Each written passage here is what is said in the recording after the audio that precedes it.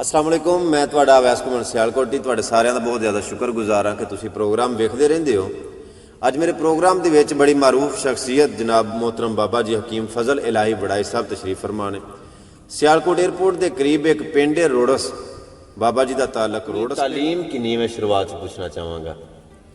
तालीम मेरी FA तक FA तालीम है, ठीक है। तो वैसे किन्नी देर हो गई ये हिकमत करदे 55 साल हो गए। 55 साल हिकमत करदे होगे, माशाल्लाह, क्या बात है। हिकमत सीखी तुसा कित्थों? लाहौर। लाहौर तो सीखी। क्या तुहाडे कोल कैंसर का भी इलाज है अभी? जी, कैंसर का इलाज बेहतरीन है। माशाल्लाह। शुगर का इलाज भी है? शुगर का भी इलाज बेहतरीन है। बाबा जी जोड़ां दी पीड़ां का इलाज भी है? जी हाँ जी, जोड़ां दी दर्दां दे भी नाम है इलाज है। ते जेड़ा यानी कि ब्लड वध जांदा है, कदी ब्लड घट जांदा है? हाँ, ये सवाल बड़ा जरूरी है जी। जिन्होंने शुगर हो गए ना जी मिसाल है कि शुगर की निशानी है वे जी। ते दिल फड़कदा है। दिल फड़कदा, ठीक है। हाँ, दिल धड़कदा नहीं, दिल फड़कदा है। शुगर वाले बंदे दा? शुगर है बंदे दा नाल कपड़ा भी फड़कदा है। ठीक है, ठीक है, और नाल उन कब्ज भी थोड़ी थोड़ी होंदी है। ठीक है। ਉਹਦਾ ਬਲੱਡ ਪ੍ਰੈਸ਼ਰ ਹਾਈ ਹੋ ਜਾਂਦਾ ਹੈ। ਉਹ ਅੱਛਾ, ਉਹਦੇ ਨਾਲ ਬਲੱਡ ਹਾਈ ਹੋ ਜਾਂਦਾ, ਠੀਕ ਹੈ। ਬਲੱਡ ਹਾਈ ਹੋ ਜਾਂਦਾ ਯਾਨੀ ਕਿ ਉਹਨੂੰ ਆਂਦੇ ਨੇ ਇਖਤਲਾਜੁਲ ਕਲਬ।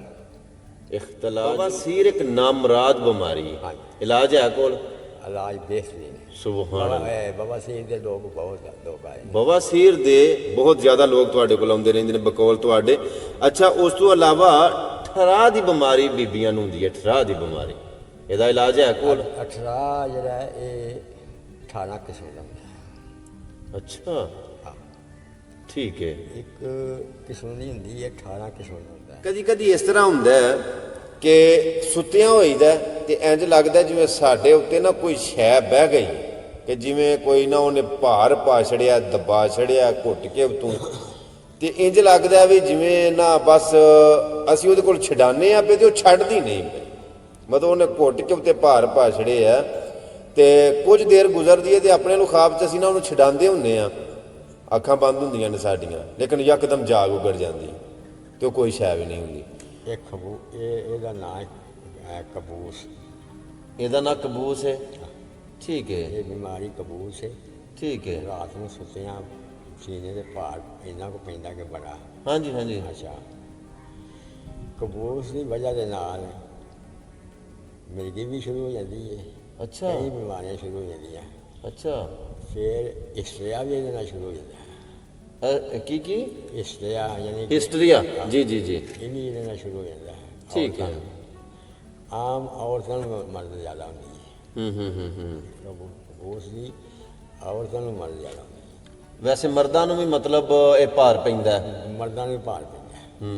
ਇੰਜ ਲੱਗਦਾ ਜਿਵੇਂ ਸਾਡੇ ਉੱਤੇ ਕੁਛ ਸ਼ੈ ਬਹਿ ਗਈ ਏ, ਉਹ ਦਬਾਂਦੀ ਏ ਪਈ, ਮਤਲਬ ਤੇ ਹਿੱਲਣ ਨਹੀਂ ਦਿੰਦੀ ਪਈ ਸਾਨੂੰ।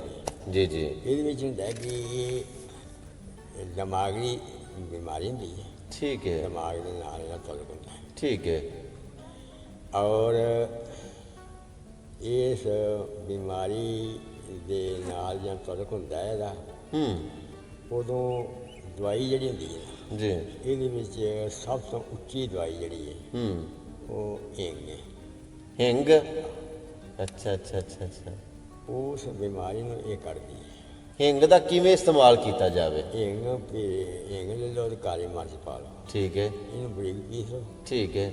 ਔਰ ਇਹਨੂੰ ਖਾਓ, ਹਿਸਟਰੀਆ ਵੀ ਨਾ ਰਹੇਗਾ। ਅੱਛਾ। ਕਬੂਸ ਦੀ ਬਿਮਾਰੀ ਵੀ ਨਾ ਰਹੇਗੀ। ਖਾਣਾ ਕਿੰਜ ਇਹਨੂੰ? ਸੁਬਾਹ ਇਹਨੂੰ ਗਰਮ ਪਾਣੀ ਨਾਲ ਖਾਓ। ਠੀਕ ਹੈ। ਨਰਮੇ ਪੇਟ? ਨਰਮੇ ਪੇਟ। ਵਾਹ, ਕਿੰਨੀ ਦੇਰ ਖਾਈਏ ਤਾਂ ਆਰਾਮ ਆ ਜਾਏਗਾ?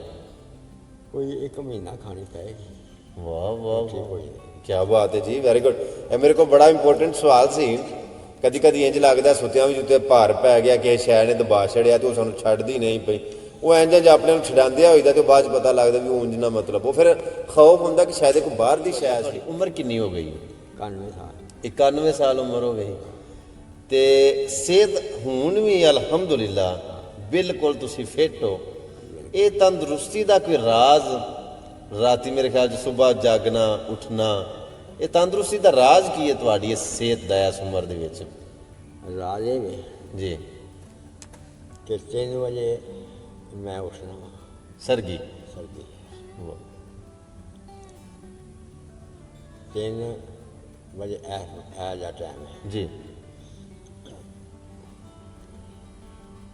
पहला मैं गुसल करना, वाह भावें सर्दियाँ हो गर्मियाँ हो।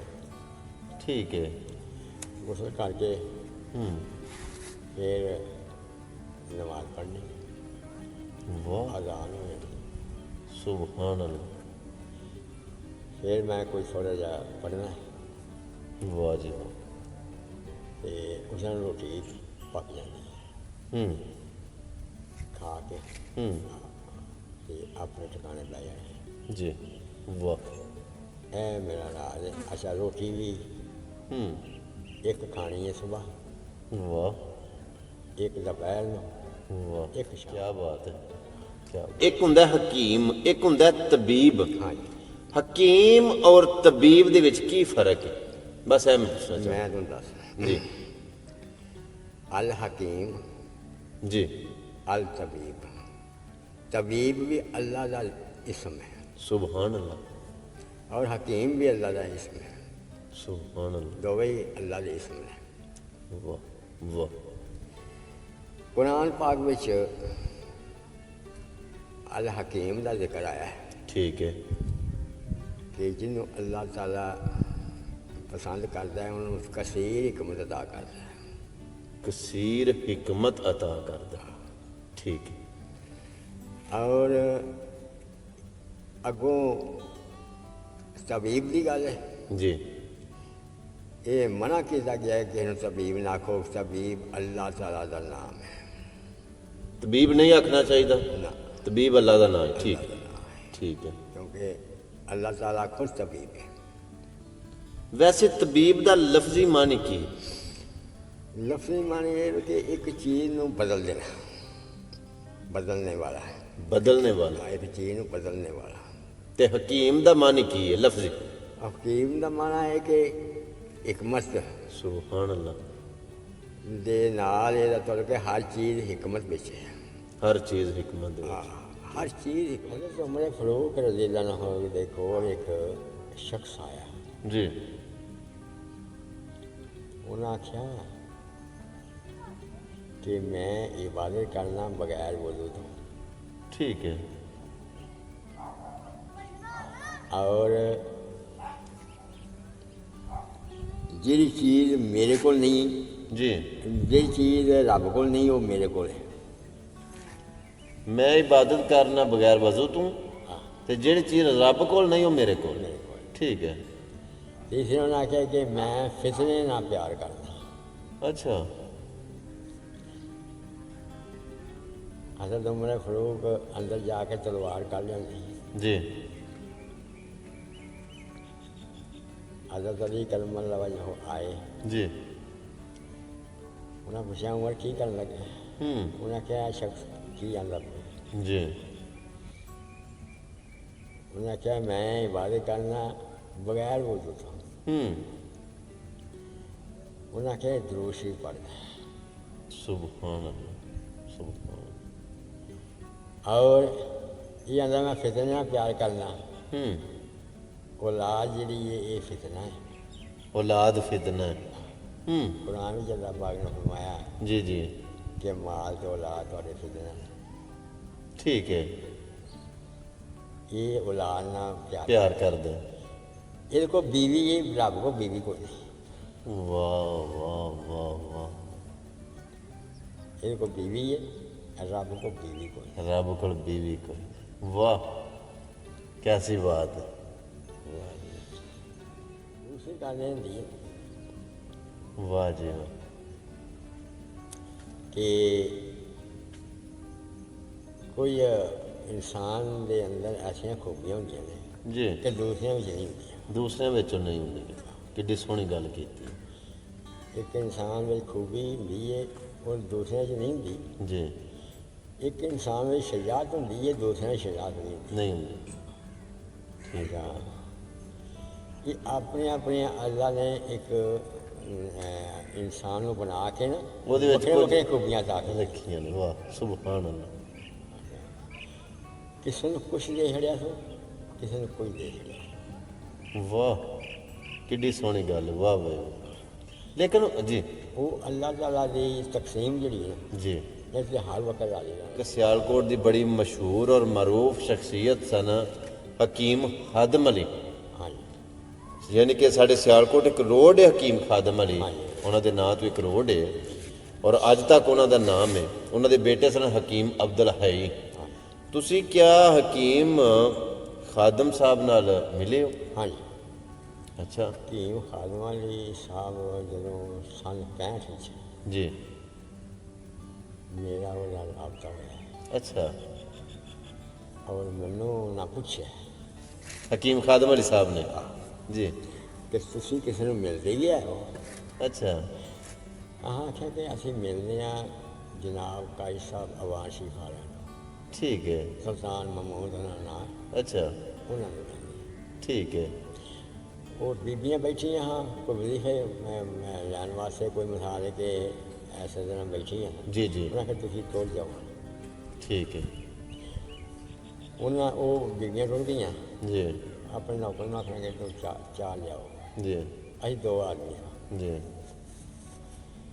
ਚਾਹ ਲਿਆ ਦੀ ਗੁਫ਼ਤਗੂ ਕੀਤੀ। ਜੀ ਮੈਂ ਕਿਹਾ ਕਿ ਤੁਹਾਡੇ ਕੋਲ ਕੋਈ ਹਕਮਤ ਹੈ? ਉਹਨਾਂ ਆਖਿਆ ਕਿ ਹਕਮਤ ਹਕੀਮ ਤੇ ਅੱਲਾਹ ਤਾਲਾ ਦੀ ਜ਼ਾਤ ਹੈ। ਹਕੀਮ ਖਾਦਮ ਅਲੀ ਕਹਿੰਦੇ ਨੇ ਹਕੀਮ ਅੱਲਾ ਦੀ ਜ਼ਾਤ ਹੈ। ਹਕੀਮ ਅੱਲਾਹ ਦੀ ਜ਼ਾਤ। ਵਾਹ। ਮੈਂ ਕਿਹਾ ਕਿ ਨਹੀਂ, ਹੂੰ ਉਹਨਾਂ ਦਾ ਕੰਮ ਇਹ ਸੀ ਕਿ ਐਡੀਆਂ ਨੇ ਕੁੜੀਆਂ ਰੱਖੀਆਂ ਮਿੱਟੀ ਦੀਆਂ, ਠੀਕ ਹੈ, ਉਹਨਾਂ ਦੀ ਦਵਾਈਆਂ ਪਾਈਆਂ ਹੁੰਦੀਆਂ, ਅੱਛਾ 5-6 ਵਾਹ ਉੱਥੋਂ ਕੱਢ ਕੇ ਦੇ ਜਾਂਦੇ ਹਾਂ। ਠੀਕ ਹੈ, ਐ ਨਹੀਂ ਹੈ ਕਿ ਇਹ ਦਵਾਈ ਜਿਹੜੀ ਹੈ ਮਿਸਾਲ ਹੈ ਕਿ ਬੜੇ ਹਕੀਮਾਂ ਨੇ ਬੜੇ ਰੱਖੇ ਨੇ ਨਾ, ਮਿਸਾਲ ਕੇ ਸਜਾਈਆਂ ਦੁਕਾਨਾਂ, ਹਾਂਜੀ ਹਾਂਜੀ ਉਹਨਾਂ ਕੋਲ 5-6 ਮਿਸਾਲ ਹੈ ਕਿ ਕੁੜੀਆਂ ਜਿਹੀਆਂ ਰੱਖੀਆਂ ਹਨ। ਉਹਨਾਂ 'ਚ ਦਵਾਈਆਂ ਜਿਹੜੀਆਂ ਮਿੱਟੀ ਦੀਆਂ, ਜੀ ਉਹਨਾਂ ਦੀ ਦਵਾਈਆਂ ਪਾਈਆਂ। ਅੱਛਾ, ਉਹਨਾਂ ਦੀ ਕੱਢ ਕਰਕੇ ਦੇ ਜਾਂਦੇ ਹਾਂ। ਅੱਛਾ ਇਹ ਉਹਨਾਂ ਦੀ ਹਕਮਤ ਸੀ। ਇਹ ਹਕਮਤ ਔਰ ਉਹਨਾਂ ਦੀ ਹਕਮਤ ਜਿਹੜੀ ਹੈ ਜੀ, ਉਹ ਮੈਨੂੰ ਸਾਰੀ ਉਹ ਯਾਦ ਹੈ ਵਾਹ ਵਾਹ ਵਾਹ। ਕਿ ਜੇ ਕੋਈ ਬਣਾਉਂਦੇ ਸਨ ਉਹ, ਜੋ ਕੋਈ ਦਿੰਦੇ ਸਨ ਉਹ,